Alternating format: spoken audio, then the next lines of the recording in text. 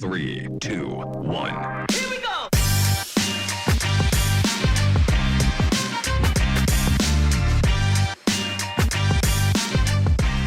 Welcome, everybody. I'm Jennifer Zick, grateful to be here as the guest host on the System and Soul podcast.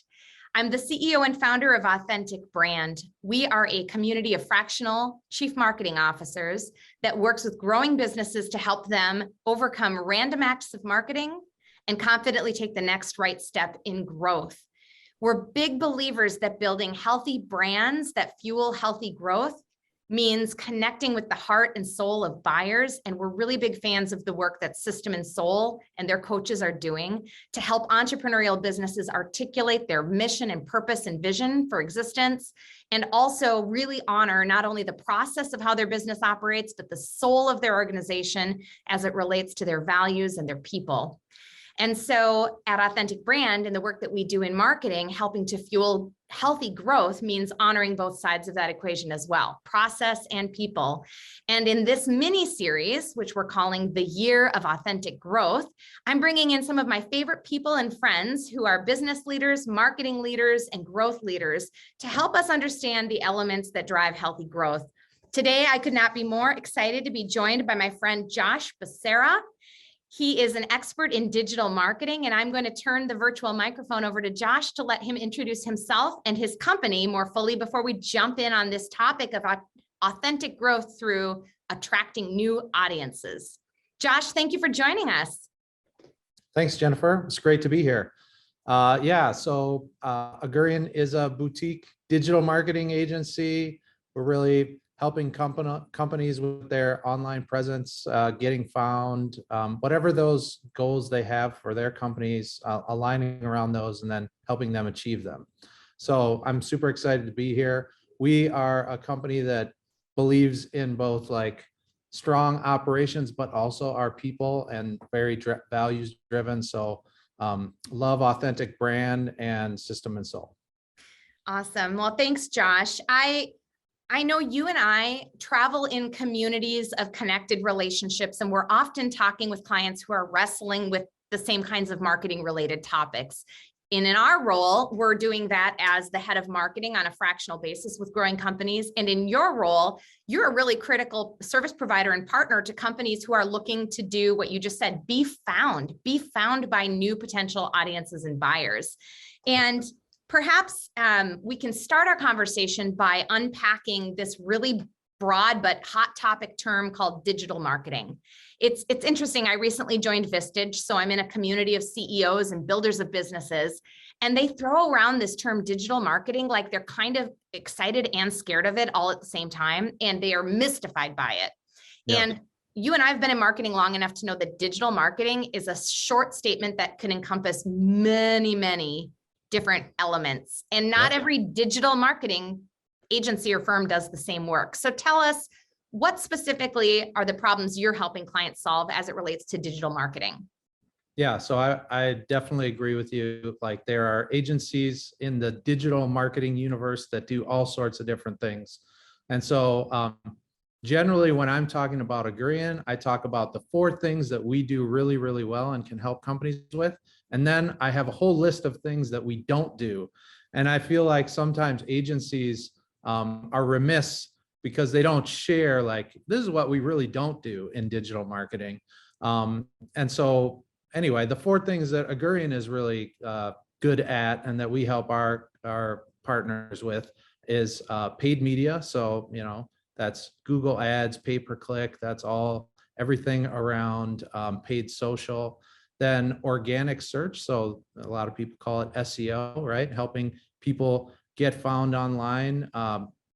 Strategic content is the 3rd thing, 3 of the 4 things. So strategic content is really about understanding the online customer journey and like, what are those topics and questions that are important to your prospects as they're kind of moving through their online customer journey, and then helping you create great content that answers those topics and questions so you can be a part of that conversation as they progress through.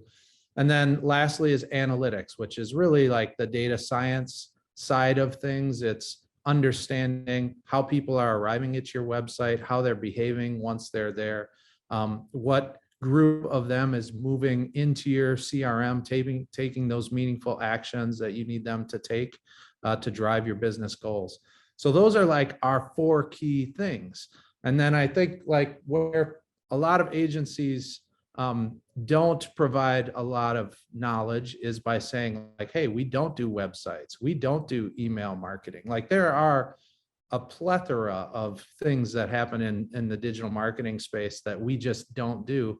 And it's been something that like strategically we made the decision that we didn't want to try to be everything to everybody, but we go very deep on those 4 key areas.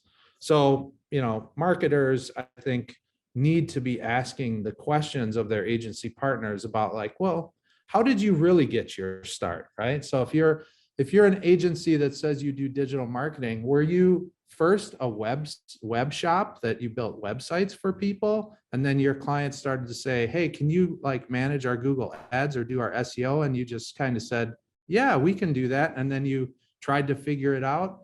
Or did you actually get your start doing Google ads? You know, it's like the kind of founding story, I think, is really important. And digital marketers, I think, should be asking their partners, like, how did you start? Where did you get your start? Where is your real core expertise? And then who's delivering some of those ancillary services that, you know, we're going to need? So that's a brilliant question that I've never thought about, but even in my own career, I could see how that would unearth where the core strengths are, because for 13 years, I was part of a fast growing company that started off as a web development company, became like this broad, before we even used the term digital marketing, we started saying yes to everything: web hosting, email marketing, banner advertisements, all the things. We were doing all the things, but we were a small company. So suddenly we became 35 employees doing 35 different jobs, trying to say yes to everything clients needed, and stunted in our ability to grow and be successful with depth, right? So interestingly, this was years ago. It was when our company decided to put an operating system in place, like a system and soul solution, that we had to ask the hard question of ourselves, like, who are we trying to become and why? And who are we really trying to sell to? And that actually helped us crystallize down to becoming just doing one thing. And that was actually implementing Salesforce.com CRM, total divergence from all the things we'd try to be, but that actually fueled our growth. So that's a different topic for a different day, but I love that you're a digital marketing firm that knows what you do, what you don't do, and that's how you can help companies be found with your specific skill set. Yeah. And I'll just say, like, that level of clarity also that translates into like who you hire and who's going to be working on accounts and doing what. So like when I think about our team, we don't have cultural creatives. We don't have people who do fun little kitten posts that are going to get lots of likes. Like we have data wonks. We have people who love data. They love understanding like what's working and what isn't working. And so like having that clarity of purpose really does help drive a business, because you make a lot of other decisions based on it. Absolutely. Absolutely true. Okay. So as we think about the kinds of clients who come into your world or my world or potential prospects, a lot of them are looking to employ digital marketing. I'm not sure, maybe in your world, maybe it's not their first journey into digital marketing, but for us in the conversations we have, a lot of clients are saying, we've done a lot of things. In our world, we call that committing random acts of marketing. We've tried a lot of things, but now like we've done some marketing things, and we're known by the people who know us, but now we need to be known by the people who should know us and don't know us yet. We need to be growing through expanding into unknown audiences and show up strong, right? So, but often the expectations don't align with what that journey will require. I talk to a lot of business owners who say, we want to turn on this digital demand gen marketing thing like it's a light switch, because we're the best kept secret and the world needs to know we're here. And once they know we're here, the leads are just going to flow in, right? So from your vantage point, what's wrong with this mindset? How do you help to educate your potential buyers on what digital marketing requires of them? Yeah, so I think like the biggest piece to this is understanding who that prospect is and like having empathy towards them and understanding what their needs really are. And The companies that we see who have the most success with this are the companies that really can articulate that and have that experience with their prospects and customers. So it does have to kind of start from a place of empathy. I talked a little bit about our content marketing practice area, where there is a journey, right? People may not be aware of your company and your products or services today, but they are aware of their needs or their problem that they have. And so how is it that we as a company can really understand what that need or that problem is at the earliest of stages? Because that's what's going to help us understand, like, what are the questions or the topics, or what is it that's inside our prospect's mind that they're trying to solve in that awareness stage. And so companies that are successful at leveraging like a company like ours to get the results, bring in people who don't really know anything about them, are the ones who can be very clear about, like, what is it that we're trying to solve? What is that need? What are the topics and questions that surround that need? And then how can we have a company perspective that's going to be the very best answer and educate those people really early on? And so our job as an agency is to help them understand what that journey is, to help them understand what the topics and questions are that fall within each of the stages of that journey, and then to understand, like, who's winning right now. Like, what is the answer that Google is got as number one? And do we have a point of view or an answer that could be better than that one? And we really challenge ourselves to be the best answer and get our clients into that position where they are part of that conversation with that prospect at an earlier stage. And that's where I think you can win at, like, broadening or like increasing the size of the top of your funnel, is by actually empathizing with that customer and then articulating like answers to their needs in ways that resonate with them. Listener, I know you're enjoying this episode with our friend Jennifer, so I'll be brief, but I've gotta fess up. We screwed up big time. Me and my business partner, Chris White, we've done all the wrong stuff when it comes to running a business. We've hired too quickly, fired too late, wasted resources, picked the wrong objective. The list is long. It goes on and on. I won't bore you. Here's the thing we've learned though. I think it'll save you some of the mistakes that we've made. The only way to fight the chaos and complexity that is constantly coming at you is to get clarity and control over your business. Over 20 years, Chris and I have seen it all.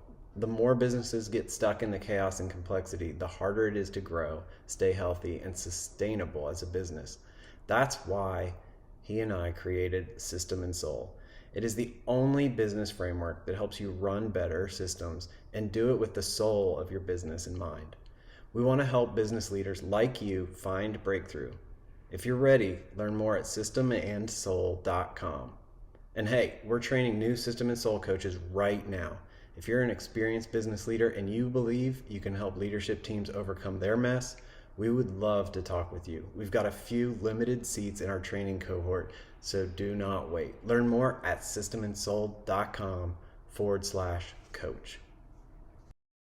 I appreciate how you start with empathy and human connection and soul, which is really what great marketing and selling is all about, ultimately, in business relationships.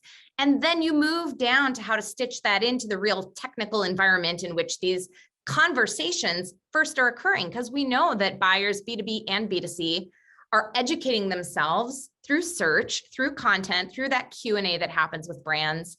And I love this idea of empathy and not just answering the question of what do we sell them, but how do we serve them and how do we become the answer? How do we provide a high value answer early in their exploration before they even know they need our solutions? Because yesterday I was recording another one of these mini-series podcasts with one of my friends who's an expert in brand and messaging. And we talked about how at Authentic Brand, we're always helping elevate the customer's perspective from not which social media channels should we be on or how much should we pay for search advertising, but lift up from there and begin by making sure you have this foundation that honors the very premise of why we exist, right? Like, what is your Yeah. life-changing purpose in the world as a business?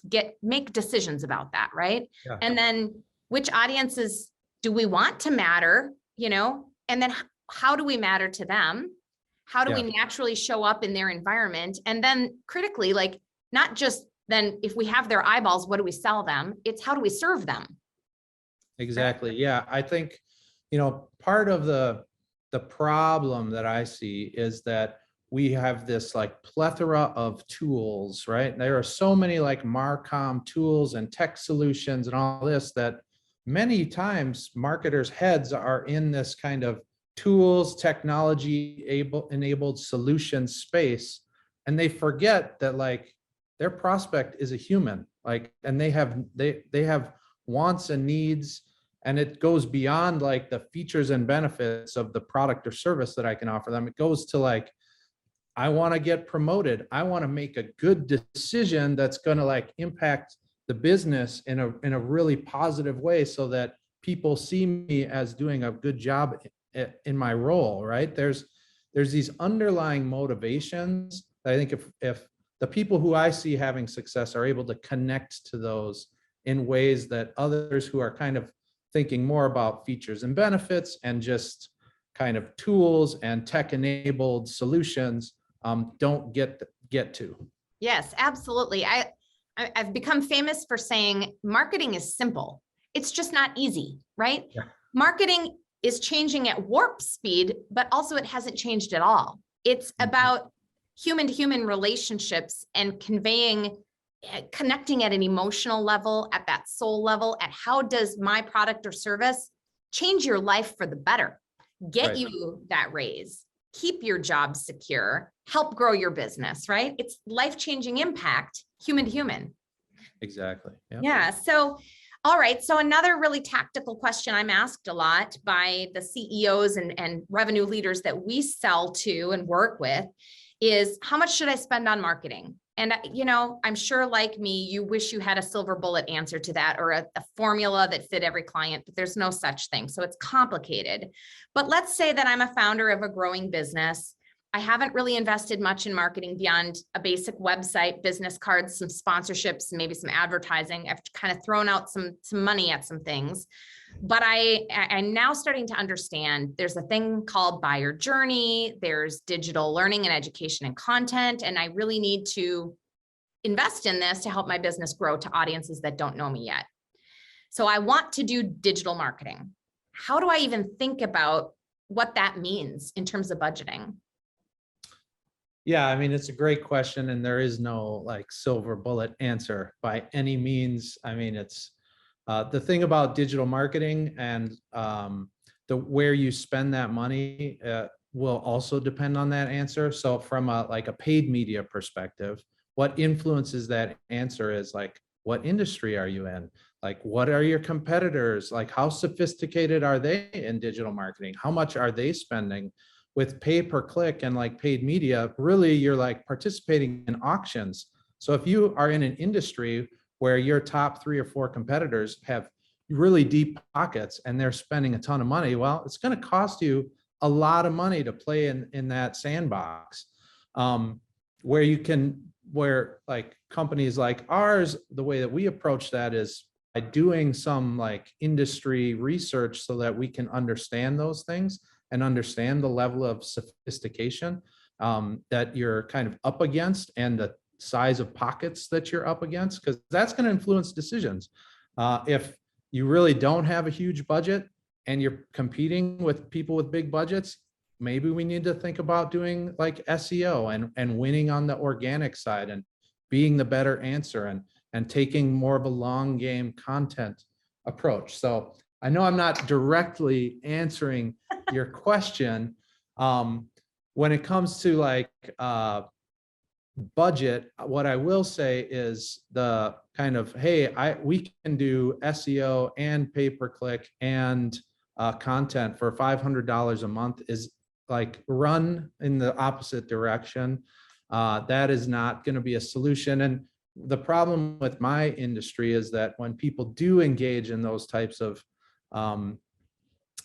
like those less expensive types of things, it leaves them with this like, oh, we tried digital marketing and it didn't work for us, or we tried it and we didn't see any results. So from like a budget perspective, I think what owner of a company really needs to do is like approach it with a kind of a testing mindset. It's like, I don't exactly know. I'm going to put, what I believe is a good enough budget, and an agency like ours can help them kind of gauge that based on what kind of growth objectives they have.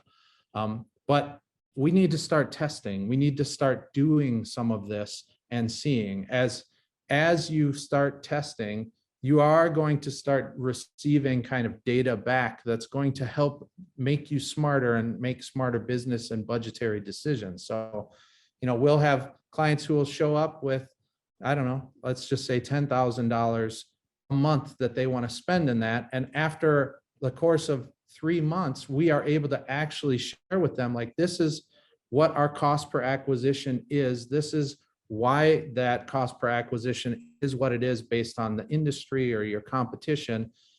If you were to scale your investment, we could basically see this as something that's replicable up to a certain point. So we can, like, if you approach it from like a testing mindset, you can get enough data back that can help you like inform your decision. Yes, I think what a lot of business owners don't understand, because they have experimented with low cost options that promise big things that aren't realistic and therefore don't deliver. Something that a lot of owners don't understand is that you and I can't give them a promissory note of how many qualified deals and opportunities at what cost we can get for them until you start doing the work. You can't get to predictive analytics without baseline analytics, right? Exactly. You have to experiment in order to start drawing conclusions, in order to sharpen the results from there. So it's the game of marketing is both a long-term investment strategy and a, short-term checkbook strategy. If you think about it that way, you have to have a portfolio of assets you're working all at the same time, some which take longer to really be fully formed. What I will say though about digital that I think is important is, unlike outdoor where, there's a billboard across the street that I'm looking at, like it's really hard for an owner to understand, like, what is the value of that? People who sell outdoor will say, well, that you're getting X amount of impressions, but how do you really tie that to like business outcomes? Whereas with digital, like, we're literally able to tie, this person clicked on either this ad or this piece of content that we developed. They came to your website, they completed the form, or they requested the demo, or they downloaded the white paper, or they took that meaningful action. And if we're doing our job properly, we're able to then even connect that through into your CRM, so that when and if that person purchases from you, we can say, hey, that value of that purchase came from that click on that ad. And so there's like so much data and learning that can go on there. And then it's like way easier for us to predict, like, if you increase your budget, we can confidently say you will increase this many leads, or you will be able to attribute this much revenue back to that investment. But it does take time. We have to test.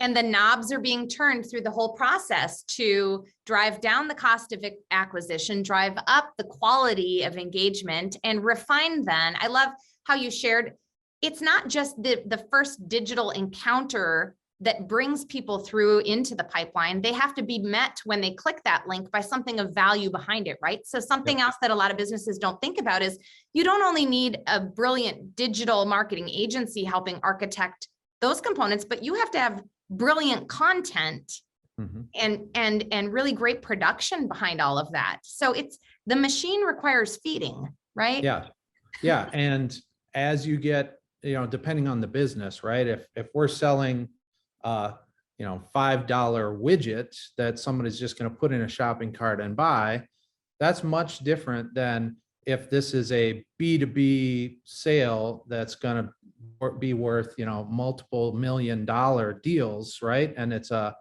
6-month sales process. And so there's a different strategy that gets employed around, all right, yeah, we brought someone to the website, maybe they downloaded a piece of content. Well, now what is our digital strategy to keep bringing them back, to keep getting more of our content? How can we align kind of the content that we are going to try to put in front of them as digital marketers with what we understand as like their next step in that customer journey? That's If we're right. doing our job right, we should be able to actually tell a client, like, there's 5 steps or 5 rocks that we need to, a prospect needs to step on to get across the river. Like, this prospect is on rock number 2, and we know what rock number 3 is, and they don't know what it is. So we're, through digital marketing, we're going to actually put that rock in front of them so that they can take that next step. Yeah. So those are the things that I think sometimes get lost, or where people are like, no, we just need to do more outdoor, banners on buses and TV and radio. It's like there isn't as much attribution that can happen in some of those channels as they can in digital. That's right. And you don't have visibility to where the buyer is on their journey if the bus just rode past them. So not to say that all of those other channels can't support the strategy, Sure. right? But without digital, you don't have the connecting points in front of you. Yep. So, well, we're here on the System and Soul podcast. So you and I could talk for hours, and our time's ticking really fast. So I have one more question for you. All right. And that is, we could talk a lot about digital systems and structures and platforms and the science and the art behind it. But let's talk for a minute about something that's just as important, and in fact sets the groundwork for digital success. And that is the soul of a brand. I've talked with a lot of business owners who have an illusion that they can just outsource their brand. They can outsource all of marketing. Like some, agency is going to come, create a logo, create a palette, create my content, write my blogs. They're just going to do the marketecture for me and drive leads to me. Talk to me about the difference between a business that isn't fully owning their brand and providing that clear direction and anchor, trying to work with your company, versus a company that has clarity about who they are, what they do, what they don't do, who they're marketing to, and how their values and their culture shines through. How does that help enable your team to be successful? Yeah, I think it kind of goes back to that answer about empathy that I was talking about, right? The businesses, the companies that we see who have this kind of figured out and know what they are about, like intrinsically deep inside, like what their motivations are, and then are really connected to that prospect and what their motivations are, and they have that like alignment. That is it's uncommon, honestly. It's a beautiful thing. And what I think, systems, like operational systems like System and Soul, that help you as a company define like what your purpose is, and like understand like your, the Simon Sinek's, what is it? The Start with who, why. the what, and the how, right? Yes, Like, yes. the why. Yeah, there you go. The why. Those companies, I think, are the ones who have a better shot at using digital tools to capture the imagination of their prospect. And so anytime companies are just not aligned on like what that is, you end up sending out multiple messages into marketplaces. As soon as you're trying to send out too many different messages, it kind of gets diluted from a digital perspective.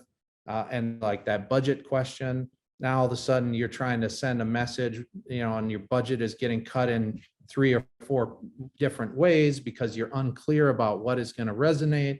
And so it does have a huge impact, the way in which companies show up to a partner like ours. And our team, when it's very clear to us, and when they can like transmit that feeling and transmit the understanding that they have about their prospects to us, our work is much easier. I don't know if that answered your question. Yeah, it does. having a clear handle on the soul of your brand actually makes your marketing investments go further and bring more clarity to the market. Yep, absolutely. Well, our time flew. And so we're going to wrap up by asking how listeners can connect with you, because surely you've given them a lot to think about, and you're probably going to have a few people who want to pick your brain a little further. So how can they connect with you and your team to learn more about your capabilities? Yeah, well, Augurian, we're on just about all the social channels, so you can check us out and see what kind of an organization we are. We're pretty cool, I like to think. If people want to connect directly with me, I'm at josh.becerra@augurian.com. And I am the person who responds to those types of emails. So feel free to reach out. I love having these conversations, and I'd love to having this conversation with you, Jennifer. Thank you. It's been a lot of fun, and I hope we'll get to see each other soon. And in the meanwhile, thank you so much for being a guest with me today. Yeah, my pleasure. Take care, Josh. Thanks.